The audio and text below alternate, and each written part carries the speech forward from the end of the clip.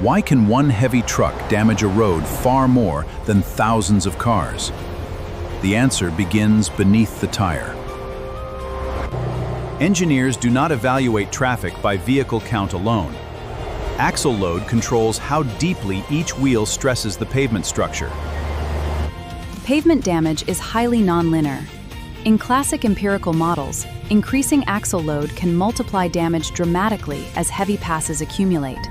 In flexible pavement, repeated heavy loading can accumulate permanent deformation and fatigue cracking, especially when structural capacity or drainage is inadequate. Water can weaken pavement support and increase deflection. Under repeated heavy axles, pumping and support loss may accelerate joint deterioration. Engineers respond with structural testing.